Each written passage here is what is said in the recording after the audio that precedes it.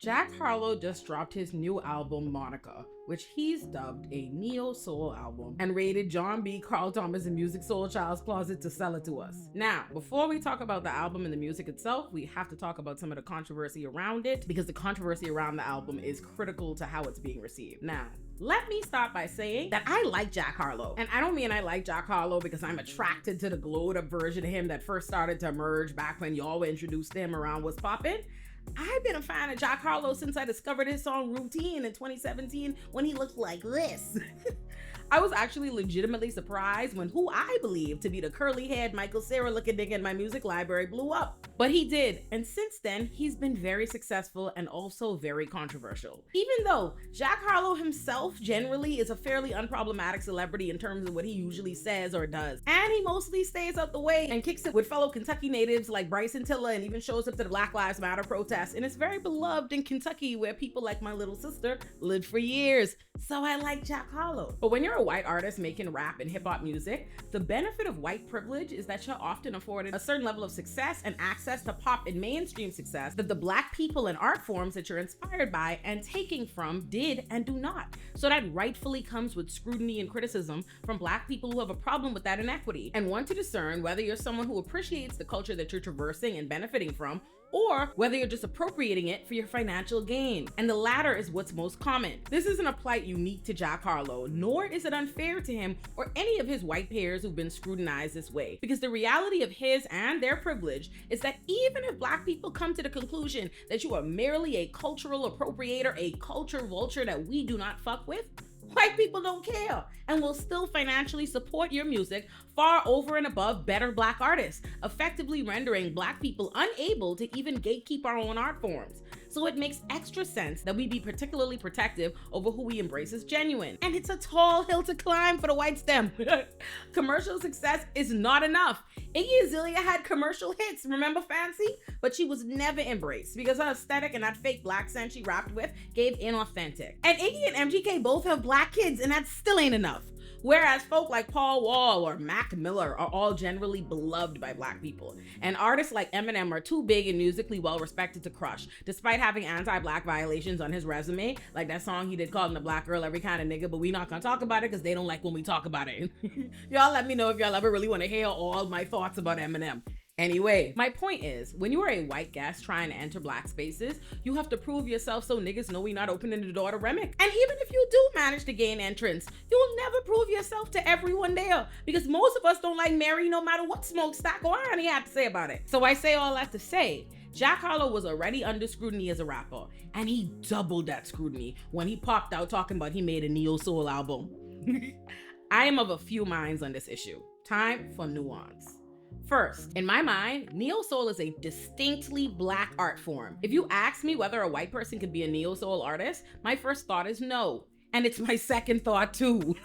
When I think about neo-soul, I think about Jill Scott, Macy Gray, Erykah Badu, D'Angelo, Maxwell, Ari Lennox. In my definition of neo-soul, being black is a core requirement. When I think of and use the term neo-soul, it's to apply to a particular kind of black musician that makes music of a particular kind of black soulful sound.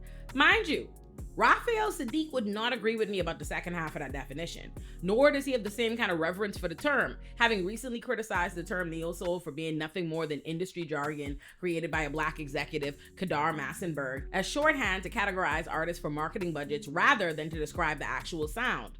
But even without the shared reverence that I and a lot of neo-soul artists have for the term, Raphael Sadiq would still agree with us that it's for black artists, even if he believes it was a negative thing, as he stated it was used to identify black acts who would not receive high-budget crossover promotion, reserving those funds for pop acts. So there is something to be examined about a white man who usually makes rap music and is considered a pop act and already receives high budgets and crossover promotion and access that his black counterparts don't traditionally have access to, deciding to step into an even blacker and more marginalized art form that was specifically carved out for black artists who received even less investment and commercial access, where his privilege will be doubled. Because you can guarantee that Jack Harlow's album is going to receive way more promotion and be far more commercially successful than a true neo-soul soul artists like Ari Lennox, who just dropped a project a month ago. So folks' eyebrows were already rightfully raised when Jack Harlow said he was dropping a neo soul album, and he unfortunately did not do himself any favors with some of the recent promo he's done around the album.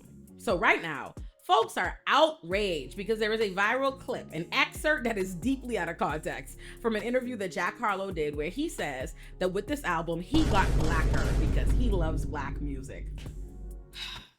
Out of context, that sounds crazy as fuck. With context, it's still a little problematic, but it makes way more sense, and I'll explain why. The irony of Jack Harlow getting his ass torn up and labeled a culture vulture for this statement is that he was actually trying to prove the opposite. What Jack Harlow was trying to do was to acknowledge that he makes black music and exists within the black music space because he truly loves and appreciates black music. And the way he was trying to prove that was by juxtaposing himself to his white contemporaries, who he thinks are the true cultural appropriators he's accused of being, because they made black music and tried on black culture, then discarded it. Whereas he has gotten blacker, meaning he's gotten even deeper into the black sounds because he loves them and is truly inspired by them, whereas his white peers have already abandoned it. He was trying to say that while niggas like Post Malone came into the game talking about White Iverson and switched up, while Miley Cyrus was there with her stunner shades on, switch it up years later and start talking shit on hip hop, and while MGK and them came in rapping Wild Boy with Waka Flocka Flame only to want to be a rock star, he is doubling down on his true love of black music by getting into an even blacker genre of music that he loves. He was trying to avoid the pitfall of seeming like a white guy who doesn't want to acknowledge that he's making black music. That was what he meant, and the full statement makes that a lot more clear.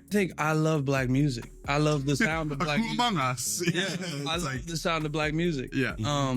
And of course, I'm hyper aware of the politics of today, that safer landing spot that a lot of my white contemporaries have found. And of course, it appealed to me to do something that I felt like at a time when there's plenty of people expecting me to take some of the routes y'all are taking. Yep. To take the route that not only might not be expected, but is also the one I genuinely want to take. So he was trying not to be the white man that shies away from acknowledging that he makes traditionally black music in fear that he'll be critiqued. But what he ended up saying out of context sounds like he thinks blackness is something he can acquire, which it is not. But if you see a statement like that from a white man out of context, like I got blacker, and then when you look at him, he's suddenly dressed like Musiq Soulchild and he's claiming to have made a neo soul album, he looks like a cosplayer who thinks blackness is a costume he can put on and take off. Musiq Soulchild, Erykah Badu, and all them neo soul niggas really live and breathe that. They are that. Neo soul isn't even something that we let black people try on and put down. You gotta be that. Macy Gray really sound like that. You gotta exude that. So I say all that to say, I would not classify anything Jack Harlow or anything any white person did as neo soul. And while I don't think Jack Harlow is necessarily a culture vulture, a racist, or ill-intentioned, I understand why other black people would feel that way, and I don't think the criticism is baseless. And I felt like all that was very necessary to get into before purely discussing the music. But the music is what I came to discuss on Illuminati Extras. That's what we talk about here. So now, it's time for y'all to jump me. or for me to jump Jack Harlow for putting his foot in his mouth and overshadowing this album, because I'm either happy or sad to report to y'all that this fucking album goes. I know. I'm sorry. You know how much I too would love to come here and say that the white man's album is garbage? But I'm sorry, it's a banger. It is a banger. This white man's neo soul inspired album is a banger. I wanted so bad to turn it on and say, what is this shit? But the moment I turned the first track Trade Places on, I knew this white man had one. I'm so sorry. So much stress could have been avoided had Jack Harlow just called this an R&B or neo soul inspired album, not put on Musiq Soulchild's entire fit, and articulated himself better in that interview. Although we do know that these interviews are intentionally clipped up to create rage baiting, etc. But I still wish it had gone differently, because not only do I love this album, I would argue, and I don't even think it's an argument, I think it's just an easy fact, this is easily Jack Harlow's best album. It is not only significantly better than That's What They All Say and Come Home, the Kids Miss You, it's fucking great. The album is only 9 songs and 28 minutes and a true testament to quality over quantity, because he made sure all 9 of those songs fucking go. There's not a song in this album I don't like. The album never loses steam for me. I am jamming from the first song to the last song. The standouts for me, I think, are Trade Places, Prague, Living Alone, and Against the Grain, but I like the whole album. Look here, listen, I know y'all gonna stone me if I give this album a 10, but what else else am I supposed to give it when I love every track? The white man said he was gonna make him a neo soul album, and by golly damn if he didn't. It's sickening how good this shit is. I'm sorry. He really studied the art form and he fully committed to the bit. Just look at the music video for Trading Places. This man said, I'm gonna give y'all 90s neo soul right down to a Nia Long looking ass love interest. When I determine what album gets a 10, for me, it's essential that it be a no skips album, but that's not all it has to be. It has to feel like it's either going to be a classic or a defining piece of work in that artist's catalog. This is a defining piece of work in Jack Harlow's catalog. Like, for you to be a rapper for years, put out something completely different and like a fairly well-respected rapper, you know, not for the people who, you know, refuse to embrace such things or, you know, whatever, but a fairly well-respected rapper. Like, I don't think many people would say Jack Harlow can't rap. So for you to do that and do that well and have been commercially successful and completely pivot and put out an album that is materially different and it's fucking great, yeah, like this is his best work. I think this will define his catalog. So I know y'all gonna want to jump me, but it's a 10 out of 10 for me. I'm sorry, shoot me with your fake gun. If you enjoyed the video you just watched, it's your lucky day because you just found it on one of 7 channels inside my Illuminati-verse. Subscribe to Illuminati, my flagship channel, where you'll find my magnum opuses like If Pretty is a Privilege, Ugly is a Curse, How This Didn't Age Well Destroyed Media Literacy, How Men Become Aziz Ansari, and more. Subscribe to Illuminati Pop for my TV and film essays on shows like How I Met Your Mother, Sex and the City, Desperate Housewives, You, Euphoria, Insecure, and so many more. You can also join Illuminati Pop on Patreon to watch all of my YouTube videos uncensored. Subscribe to Illuminati Bites for short, serious, and nuanced commentary on whatever the internet is spiraling about. Subscribe to Olay and Chill if you're trying to laugh and chill while unpacking the latest TikTok chaos. Subscribe to Illuminati Politics for sharp breakdowns of the political moments shaping our lives right now. Subscribe to Illuminati Extras for music commentary and industry deep dives. Subscribe to Olay and Friends to watch your favorite Black thinkers and creators dissect the culture. Subscribe to any or all the channels in the Illuminati-verse that speak to you, and I'll see you there. And you can also follow me on Instagram, TikTok, Threads, and Blue Sky at Illuminati. And you can also follow Illuminati Pop and Olay and Chill on Instagram and TikTok so you never miss a thing.